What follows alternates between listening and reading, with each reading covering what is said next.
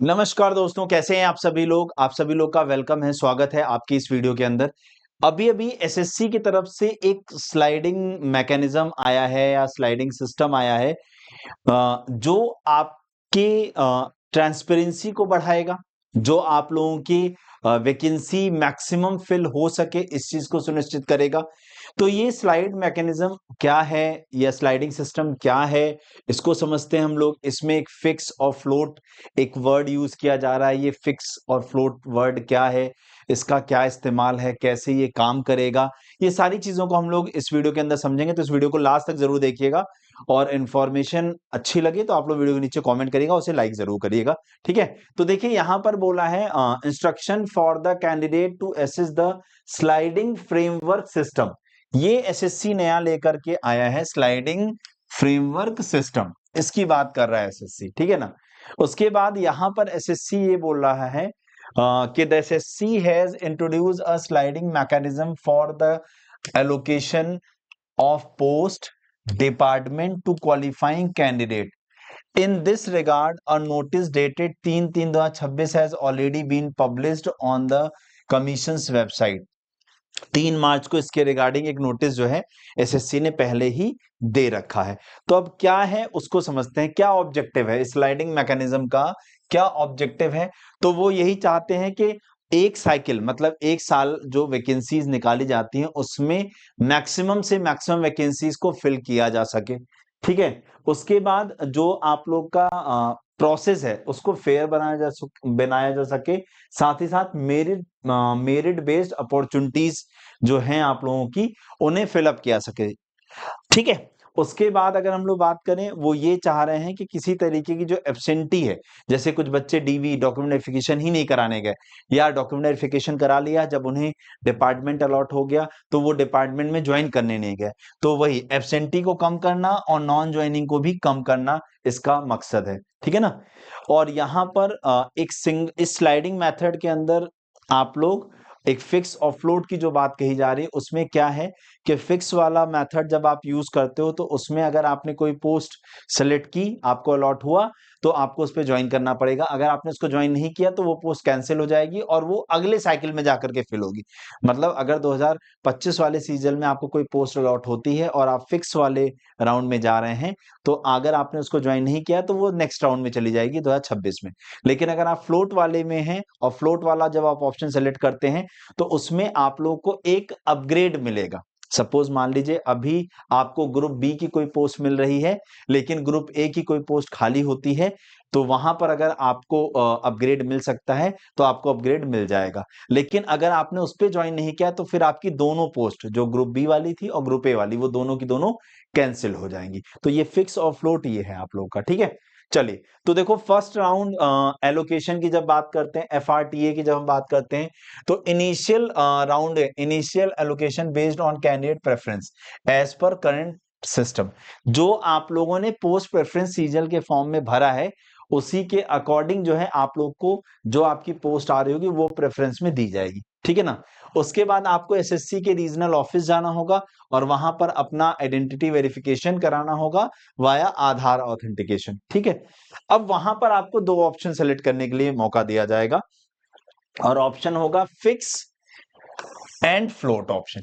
तो फिक्स में क्या है, accept current allocation as final, no upgrade. यानी जो आपको पोस्ट आपके प्रेफरेंस के हिसाब से अलॉट हुई है उसे ही आप फाइनल मानते हो और उस पर आप ज्वाइन करने के लिए तैयार हो। ठीक है, ज्वाइन करना ना करना वो आपकी बात है, क्योंकि इसके बाद डिपार्टमेंट को भेज दिया जाएगा सारा डेटा। ठीक है, आपको डिपार्टमेंट में ज्वाइन करना होगा। उसके बाद अगर आप फिक्स वाला ऑप्शन सेलेक्ट करते हैं तो कोई प्रॉब्लम नहीं है, जैसे अब तक चल रहा था वैसे ही चलेगा।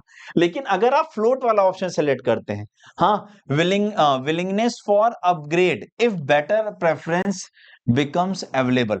सपोज मान लो आप किसी पोस्ट को आपके प्रेफरेंस के हिसाब से आपको अलॉट किया गया, लेकिन अगर आपने फ्लोट का ऑप्शन सेलेक्ट किया और आपको कोई अब बेहतर पोस्ट आगे खाली होती है तो आपको एक चांस, एक मौका मिलेगा, एक मौका मिलेगा उसे अपग्रेड करने के लिए और उस मौके में आप लोग को फायदा उठाना होगा और उसे अपग्रेड लेना होगा।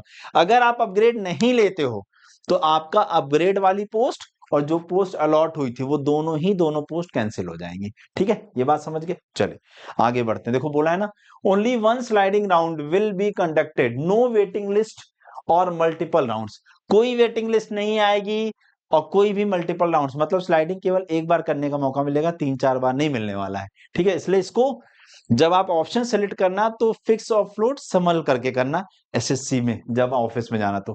ठीक है, तो स्लाइडिंग प्रोसेस वही है, बिल्कुल सिंपल, कि आप लोग अपना डॉक्यूमेंट वेरिफिकेशन कराने जाओगे, single sliding round for float candidate based on merit and preference, final result issued with the updated allocations.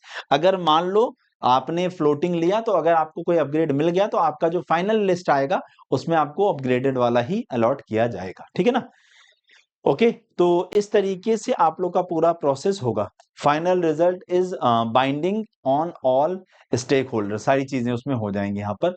अब यहाँ देखो कंडीशंस क्या है फिक्स ऑफलोड की। फिक्स कैंडिडेट के लिए no upgrade allowed if they don't join vacancy move to next cycle. जो मैंने अभी बताया ना कि जैसा अब तक चल रहा था कि वैकेंसी अगले वाले साइकिल में चली जाएगी। लेकिन अगर आप फ्लोट कैंडिडेट हुए, मस्ट ज्वाइन अपग्रेडेड पोस्ट, मतलब जो आपको अपग्रेड वाली पोस्ट है उसको ज्वाइन करना होगा। If allocated if allocation failure to join leads to loss for of both old and new post. ठीक है ना, अगर आपने उसे ज्वाइन नहीं किया तो आपको दोनों दोनों वैकेंसीज पे, नई वाली और पुरानी वाली, दोनों का लॉस हो जाएगा आप लोग का। ठीक है ना, तो इस तरीके से आप लोग का ये जो स्लाइडिंग मैकेनिज्म आया है ये कहता है आप लोगों से। मैंने आप लोग को सारी चीजें बता दी हैं। अब स्लॉट बुकिंग कैसे करनी है, किस तरीके से करनी है, उसका भी प्रोसेस यहाँ पर बताया गया है। तो देखो इसको पूरा इसका प्रोसेस है इस वीडियो के अंदर। जैसे मान लो यूजर मैनुअल है, candidate module, sliding framework system में कैसे करेंगे, तो इंट्रोडक्शन हो गया आप लोग का, एलिजिबिलिटी एंड एक्सेस हो गया। हाँ, this feature is available only to qualified candidate, ये केवल क्वालिफाइड कैंडिडेट के लिए, नॉट क्वालिफाइड कैंडिडेट के लिए नहीं है। ठीक है ना, उसके बाद फ्लो ओवरव्यू है आप लोग का, कि डैशबोर्ड एक्सेस करना है, फिर city state date and shift. ठीक है, उसके बाद स्लॉट बुकिंग करनी है, फिर कंफर्मेशन एंड वेन्यू डिटेल्स देनी है, फिर फाइनल सिलेक्शन समरी आप लोग की यहाँ पर प्रोवाइड हो जाएगी। तो इस तरीके से आप लोग जा करके जो एसएससी की वेबसाइट पर ये सिस्टम पड़ा हुआ है कि कैसे आप जा करके इसमें अपने आप को एनरोल करोगे, उस चीज को एक बार देख लो सारे के सारे लोग। मैंने मोटा मोटा जो मुद्दा था इसका, जो मोटी मोटी बात थी आप लोग की, कि फिक्स और फ्लोट सेलेक्ट करते वक्त आपको किन बातों का ध्यान रखना है। अगर आपको घर के आसपास पोस्ट मिल रही है, आपको आपकी पोस्ट प्रेफरेंस में अच्छी पोस्ट मिल गई है, तो आप फिक्स वाले की तरफ जाना। अगर आपको लग रहा है कि नहीं मेरे मार्क्स अच्छे हैं, मेरी प्रेफरेंस के हिसाब से मुझे अच्छी पोस्ट नहीं मिली है, तो आप फ्लोट की तरफ जाना। ठीक है, दोनों चीजें मैंने आप लोग को बता दी हैं। एक बार आप लोग इस पीडीएफ को जरूर देख लीजिएगा, ये एसएससी की वेबसाइट पर मिल जाएगी और मेरे टेलीग्राम ग्रुप पर भी मिल जाएगी, reasoning bye Vinay Tiwari sir पे। ठीक है, तो चलिए फिर आज के लिए इतना ही रखते हैं। बाकी आपको एसएससी का ये स्टेप कैसा लगा, और साफ साफ मेंशन किया गया है कि no waiting list will available, कोई भी वेटिंग लिस्ट नहीं आएगी अब आपकी, इन्होंने ऐसा यहां पर मेंशन कर दिया। Thank you so much, bye bye, take care, जय हिंद, जय भारत।